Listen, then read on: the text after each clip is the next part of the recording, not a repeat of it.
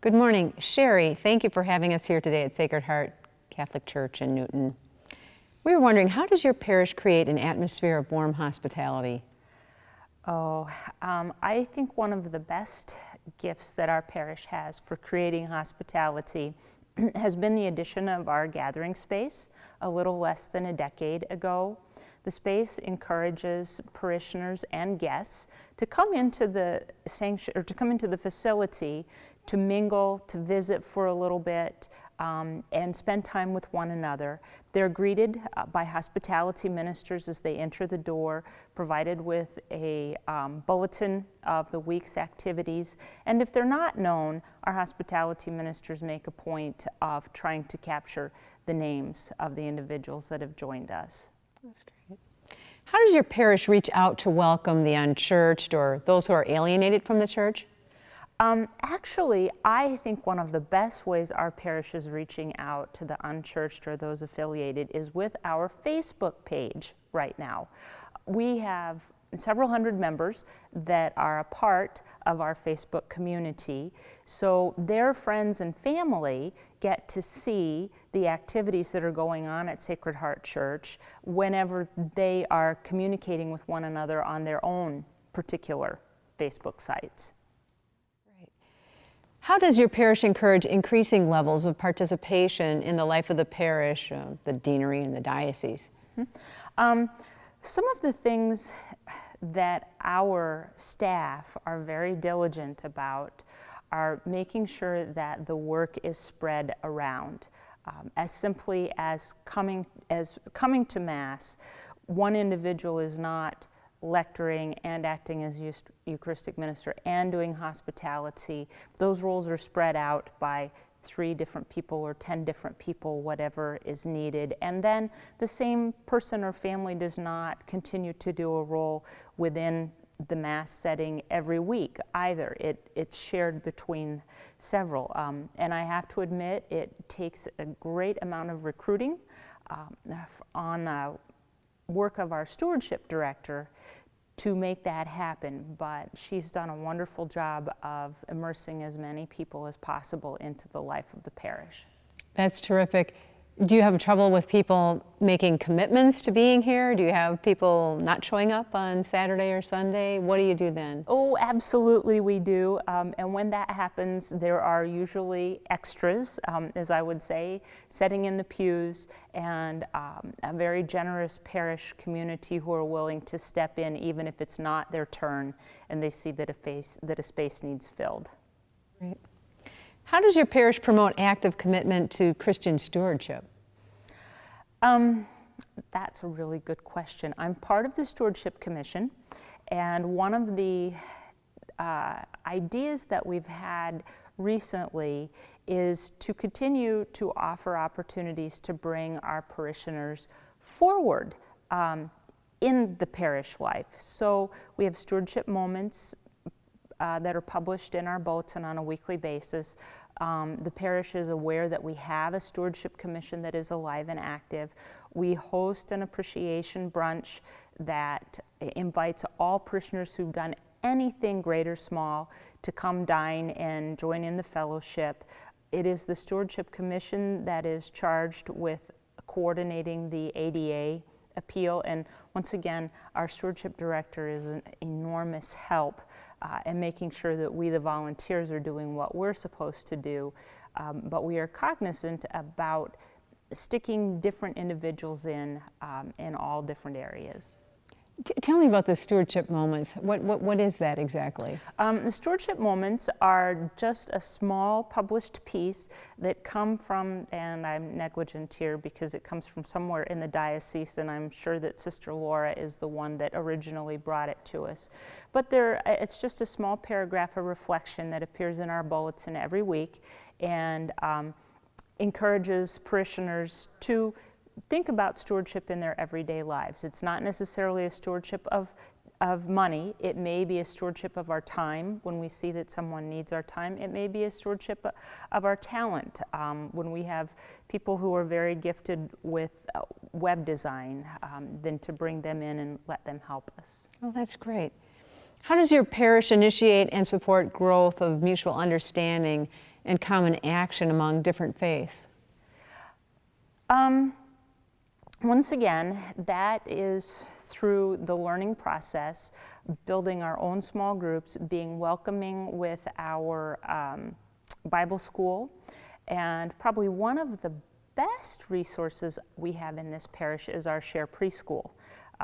While we host it here in our parish, it has a waiting list throughout the rest of the community, so that becomes another opportunity to present Sacred Heart to Newton at large, and to see how fun it is to be Catholic. That's terrific.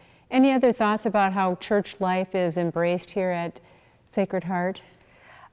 I think the most important characteristic I see of Sacred Heart is that everyone is willing to do a little bit.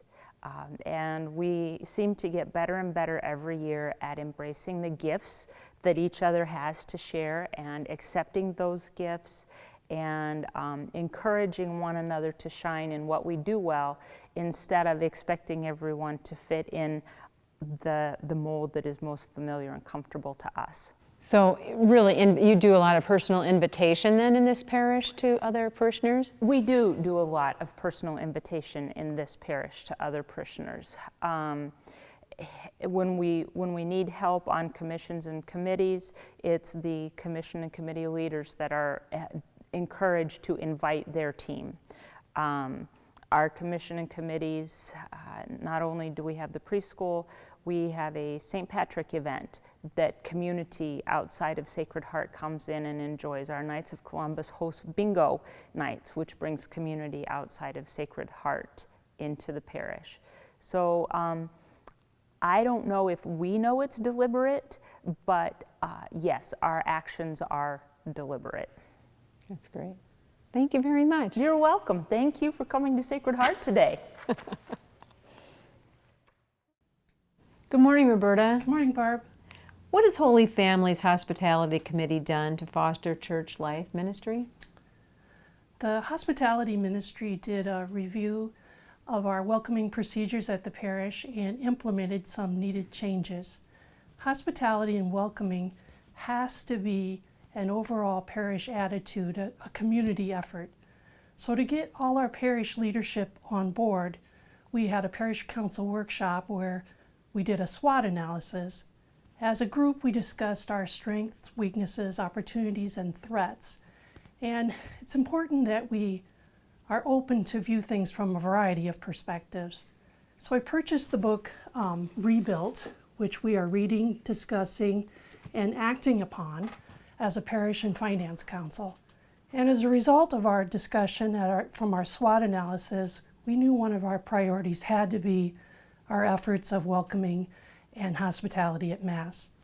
We do currently have a parking team to help the elderly to the elevator, open the door, put an umbrella over their head, and we have greeters at the doors, hopefully conveying the message that we're glad you're here.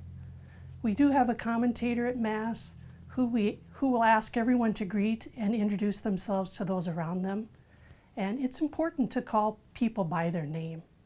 We did have a t-shirt contest, and in keeping with the theme and to unify the parish, this is the t-shirt that we chose. We are introducing a new ministry called the Ministry of Praise for the elderly and homebound and sick. And we started Children's Liturgy of the Word. It's important to continue this ministry throughout the summer and to meet families where they're at in their faith journey and in the context of their life.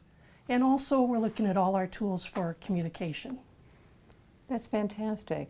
Tell me, what are you planning to implement for the future?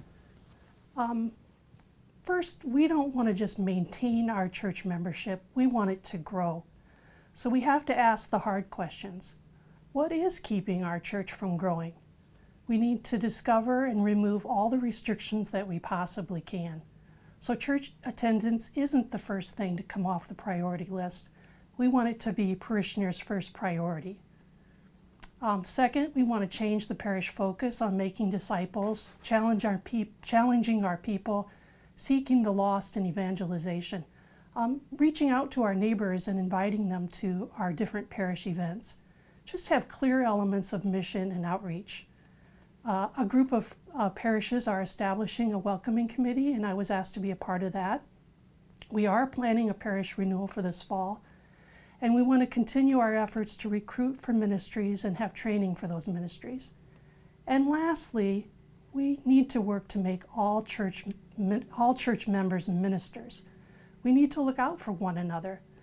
If we can't find a parking place, a place to sit, or feel welcomed, they won't be back. And those little things become big things. And unfortunately, the people that didn't feel welcomed are not around to tell us why. Pastor Rick Warren once said, if we truly loved each other, we would have to lock our doors to keep people out. It's fantastic. Roberta, can you tell me any other suggestions or ideas for parishes around the diocese? Just a couple things come to mind. We do need to keep reaching out to families. Of course, continue to catechize our children, but put more attention into reaching the families so parents aren't simply dropping their children off at the doors, at our church doors. And second, we can't let our pride get in the way of getting and implementing new ideas, not only from our sister parishes, but from other denominations. Very good. Thank you very much. Thank you.